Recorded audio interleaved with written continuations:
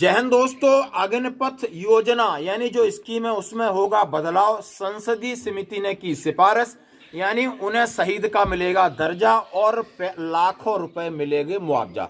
और दूसरी बात, नौजवानों की मुहिम लाई रंग, माननीय सुप्रीम कोर्ट देगा उनके हित में फैसला।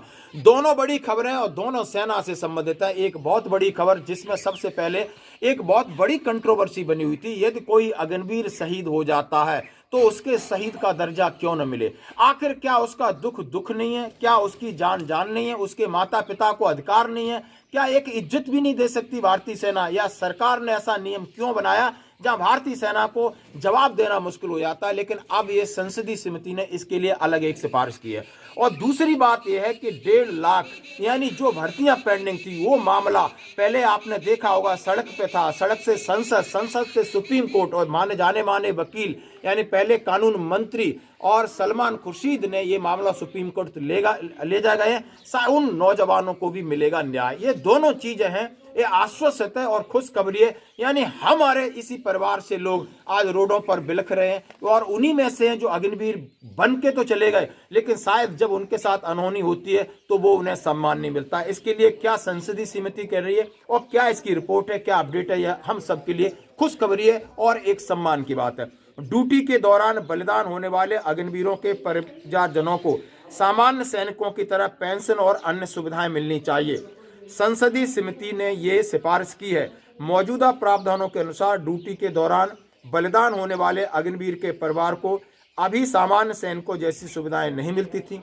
रक्षा मामलों की संसदीय समिति ने अपनी ताजा रिपोर्ट में कहा है कि परिजनों के दुख को ध्यान में रखते हुए समिति सिफारिश करती है कि ड्यूटी के दौरान बलिदान होने वाले अग्निवीरों के परिजनों को भी वही फायदे सुविधाएं मिलनी चाहिए, वही सम्मान मिलनी चाहिए जो कि सामान्य सैनिक के परिजनों को मिलता है। हाँ, आप इस बात से सहमत जरूर होंगे, आपने जरूर इसके ऊपर कमेंट्स करना है। आखिर क्या है अग्निवीर योजना? जैसे जून 2022 से सरकार ने तीनों सेनाओं में अग्निपथ योजना के तहत बहुत सारी भर्ती प्रक्रिया की है। शॉर्ट टर्म्स के लिए हम सभी जानते हैं 20% अंदर रहेंगे, 75% बाहर रहेंगे, लेकिन उनकी उम्र आपने 17 से 21 है। उनके साथ अनहोनी होती है तो सरकार उनको कुछ नहीं देती। 10 लाख रुपए की एक सिफारिश है। और अब उन्होंने हर वर्ग के अनुग्रह राशि बढ़ाने की भी सिफारिश की, यानी हादसा, आतंकी हमला या हिंसा उसमें जान गंवाने वालों को 25 लाख रुपए, और ड्यूटी के दौरान या दुश्मन के साथ कुछ हुआ है तो 55 लाख रुपए का उन्होंने सिफारिश की है संसदीय समिति ने। और ये कहा गया है, आप देख सकते हो राज चड्डा जी क्या बोल रहे हैं। एक दिन के लिए भी अगर इस देश में एमएलए बनता हूँ या एक दिन के लिए भी एमपी बनता हूँ तो मुझे जिंदगी भर सरकार पेंशन देती है, जिंदगी भर।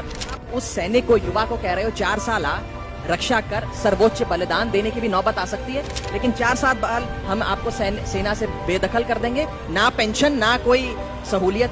नेताओं के लिए सब कुछ इस देश में है, सैनिक के लिए नहीं है। जब एक जवान देश के लिए शहीद होता है उसको आप पेंशन नहीं दे रहे, और एक नेता है, मैं एक दिन के लिए यदि मैं विधायक बन जाऊं, यदि मैं एमपी बन जाऊं तो मुझे आजीवन पेंशन मिलती है। तो क्या ये देश में इतना बड़ा डिस्क्रिमिनेशन है? लोगों के दिमाग में नहीं जा रहा है कि सब कुछ नेताओं के लिए है, सुविधाएं नेताओं के लिए, पेंशन नेताओं के लिए, भारत रत्न नेताओं के लिए, देश नेताओं के लिए। आखिर इतना बड़ा त्याग क्या है? जब एक इंडिविजुअल ये युवा नेता इस बात को कह रहा है तो हमें इस बात पर गौर करनी चाहिए। और दूसरी बात दोस्तों, आंदोलन की जीत, अब सुप्रीम कोर्ट पहुंची नाम, नमक और निशान की लड़ाई। जैसा हमने आपसे कहा था कि जैसे कि नाम, नमक की, निशान की लड़ाई, भावी सैनिक उनको बोला जा रहा है। जंतर मंतर पर उन्होंने देखा होगा 5-6 दिन धरना किया, राजीव गांधी जी से मिले, उपराष्ट्रपति भवन के बाहर उन्होंने आंदोलन किया, यानी पुलिस में उनकी FIR हुई और उसको लीड कर रहे थे कर्नल रोहित चौधरी। अब उनके पूर्व कानून मंत्री सलमान खुर्शीद इस मामले को ले जा करके कहाँ ले गए हैं? सुप्रीम कोर्ट में। शायद माननीय सुप्रीम कोर्ट इन जो नौजवान हैं, हमारे देश के, हमारे भाई हैं, हमारे बच्चे हैं, वो बिलख रहे हैं, परेशान हैं, ओवरेज हो चुके हैं। सरकार ने एक जब उन्हें एक कागज मिल जाता है, वो ज्वाइनिंग की खुशी और लड्डू बांट देते हैं, सब जगह उनके नातेदार रिश्तेदारी में खुशी का पैगाम चला जाता है और सरकार एक झटके से अलग करके दूसरे बच्चों को मौका देती। उन्हीं के भाई हैं, लेकिन ऐसा करना कहाँ जरूरी था? कहाँ आवश्यकता थी? क्या सरकार इनको इनरोलमेंट कर देती, उसके बाद भी अग्निपथ भी ला सकती थी? लेकिन शायद ये सरकार का जल्दबाजी का रवैया है और इसीलिए आज एक बड़ी कांग्रेस पार्टी इसको लेके जा रही है और जवानों नौजवानों को न्याय के लिए बहुत बड़ी पहल है। आप सुन सकते हो कि संसद में इसके ऊपर कितनी बहस हुई, लगातार हम इसकी वीडियो आपके सामने अपडेट कर रहे हैं। जंतर मंतर पर आपने देखा होगा, अब ये मामला सुप्रीम कोर्ट में, माननीय सुप्रीम कोर्ट जरूर इनके हित में अच्छा फैसला लेगा। धन्यवाद।